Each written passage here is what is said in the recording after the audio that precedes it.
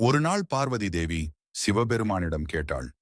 கங்கையில் குளித்தால் மோட்சம் கிடைக்கும் என சொல்கிறார்கள். ஆனால் அனைவருக்கும் அது ஒரே மாதிரி வேலை செய்யுமா? இதை கேட்ட சிவன் புன்னகைத்து, இதற்கான பதிலை நேரில் காண்பிக்கிறேன் என்று கூறினார். பின்னர் அவர்கள் இருவரும் முதியோர்களாக வேடமிட்டு பூலோகத்திற்கு வந்தார்கள். கங்கை கரையில் சிவபெருமான் பார்வதி தேவியிடம், நான் இப்போது கங்கையில் விழப்போகிறேன்.